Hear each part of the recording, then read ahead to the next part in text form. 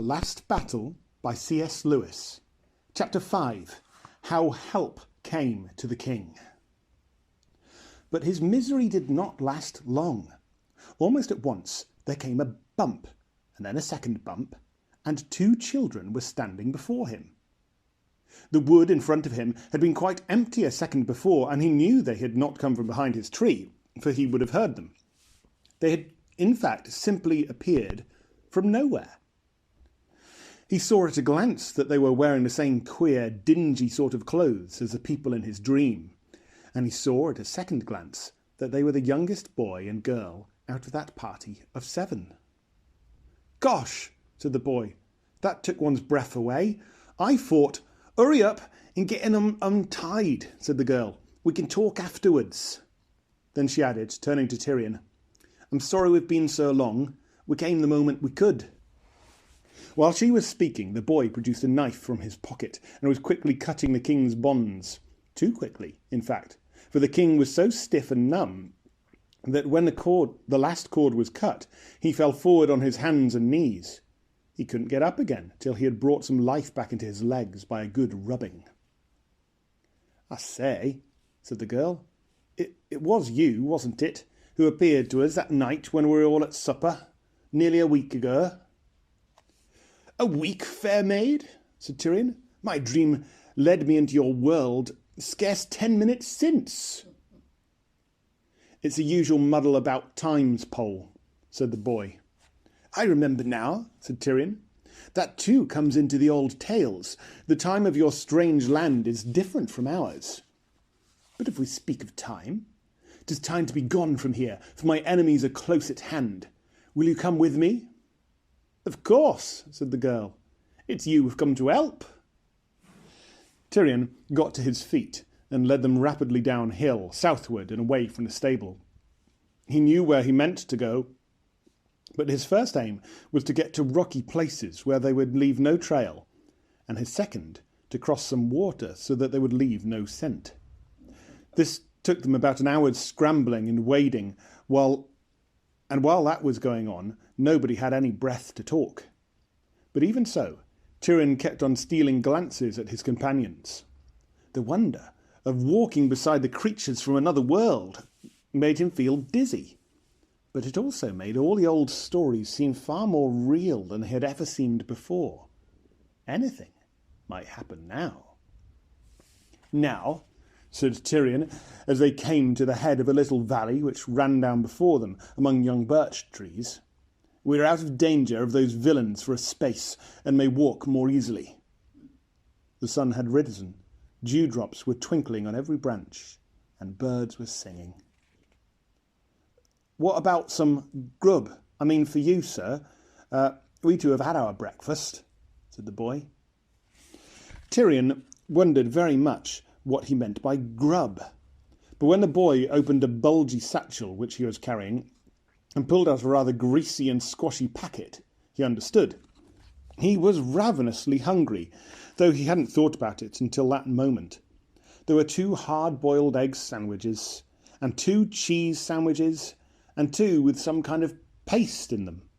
If he hadn't been so hungry, he wouldn't have thought much of the paste, for that was the sort of food nobody eats in Narnia. By the time he had eaten all 6 sandwiches, they had come to the bottom of the valley, and there he found a mossy cliff with a little fountain bubbling out of it. All 3 stopped and drank and splashed their hot faces. "And now," said the girl as she tossed her wet hair back from her forehead, "aren't you going to tell us who you are and why you are tied up and what it's all about?" "With a good will, damsel," said Tyrion, "but we must keep on the march." So while they went on walking, he told them who he was and all the things that had happened to him. "And now," he said at the end, "I am going to a certain tower, one of 3 that were built in my grandsire's time to guard Lantern Waste against certain perilous outlaws who dwelt there in his day. By Aslan's good will, I was not robbed of my keys. In that tower we shall find stores of weapons and mail, and some victuals also, though no better than dry biscuit. There also we may lie safe while we make our plans. And now, prithee, tell me who you are and all of your story." "I'm Eustace Scrubb, and this is Jill Pole," said the boy. "And we were here once before, ages and ages ago, more than a year ago by our time, and there was a chap called Prince Rilian, and they were keeping this chap underground, and Puddleglum put his foot in—" "Ha!" said Prince Tirian. "Then you are that Eustace and Jill who rescued King Rilian from his long enchantment." "Yes, that's us," said Jill. "So he's King Rilian now, is he? Oh, of course he would be. I forgot." "Nay," said Tirian.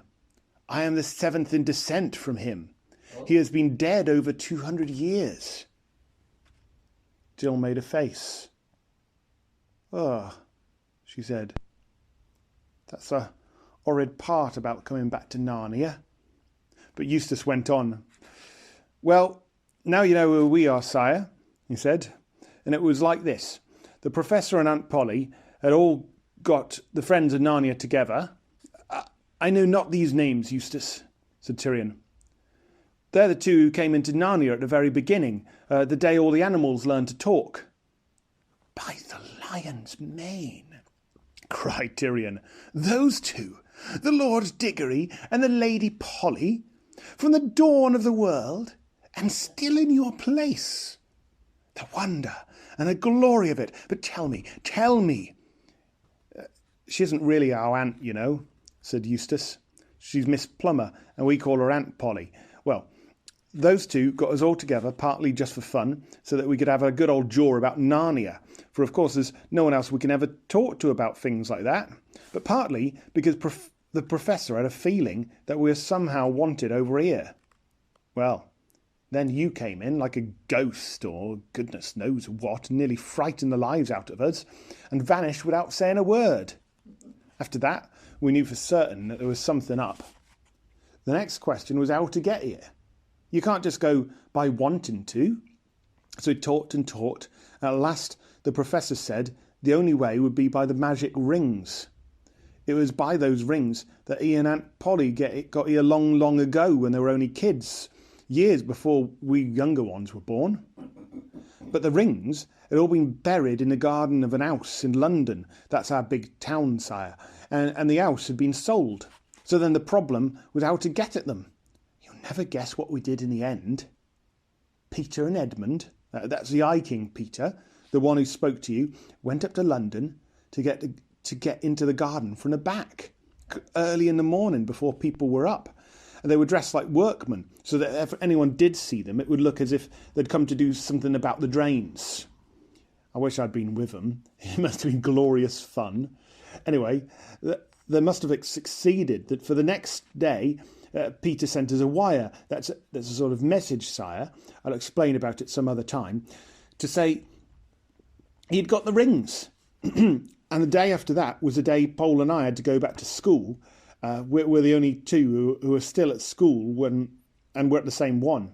So Peter and Edmund were to meet us at a place on the way down to school and hand over the rings. It had to be us, too, who were to go to Narnia, you see, because the older ones couldn't come again.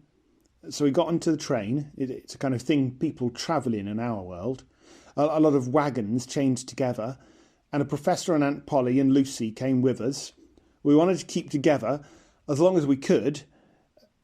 Well, we were in the train, and we were just getting to the station where the others were to meet us, and I was looking out the window to see if I could see them, when suddenly there came a most frightful jerk and a noise, and we were in Narnia, and there was Your Majesty tied up to a tree.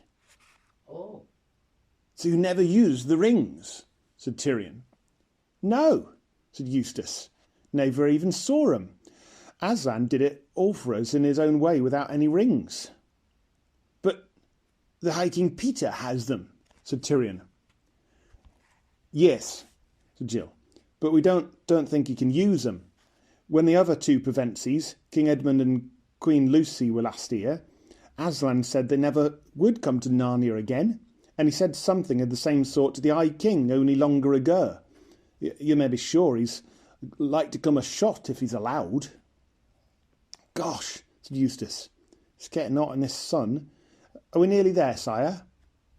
Look, said Tyrion, and pointed. Not many yards away, grey battlements rose above the rooftops, and after a minute's more walking, they came out into an open grassy space. A stream ran across it, and on the far side of the stream stood a squat, square tower with very few and narrow windows, and one heavy-looking door in the wall that faced them. Tyrion looked sharply this way and that to make sure that no enemies were in sight. Then he walked up to the tower and stood for a moment, fishing up his bunch of keys, which he wore inside his hunting dress on a narrow silver chain that went round his neck.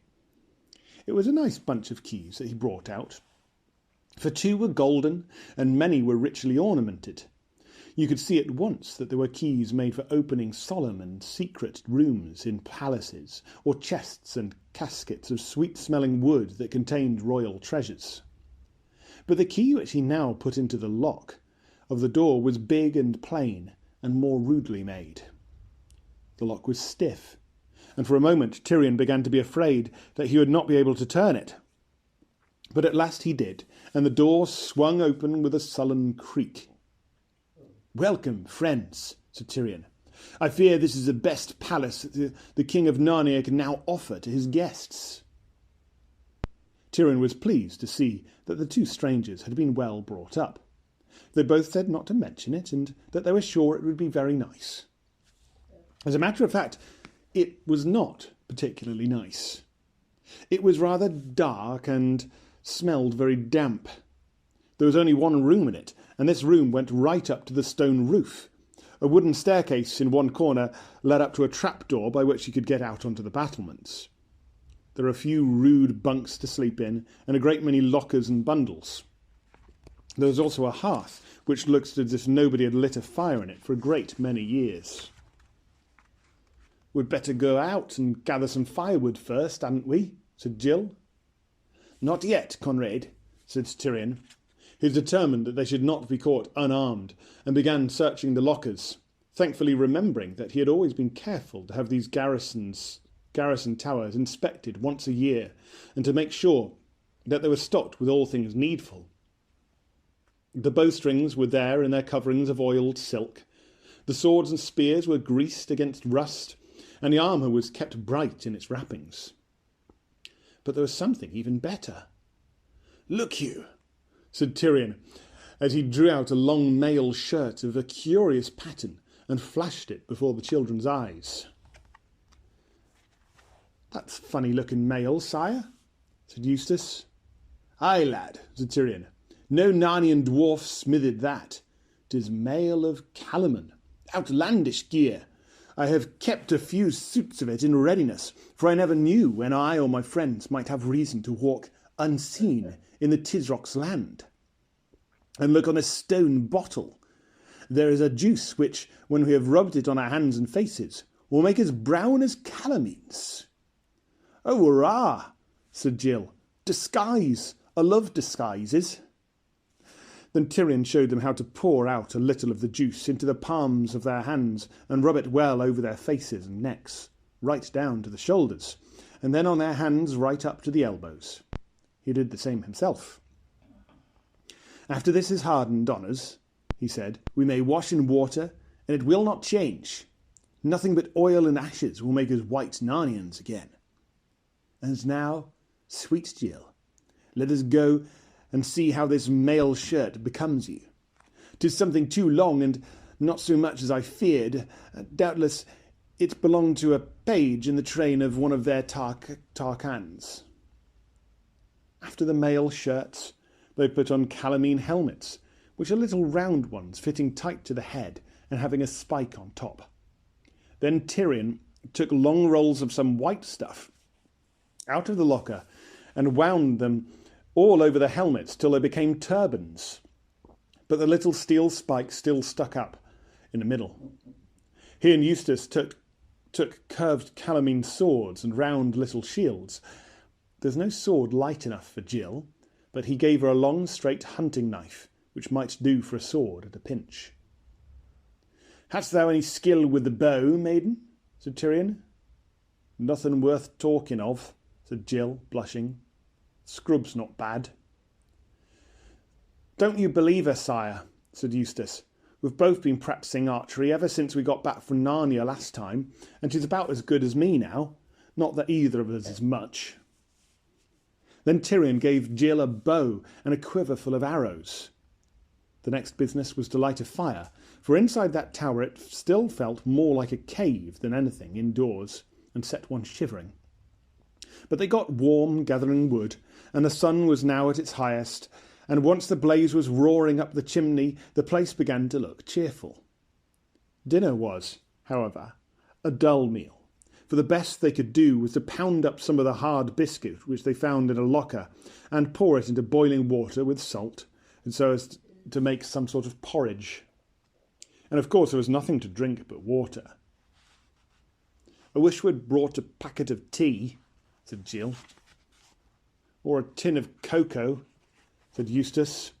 Or a firkin or so of good wine in each of those towers would not have been amiss, said Tyrion.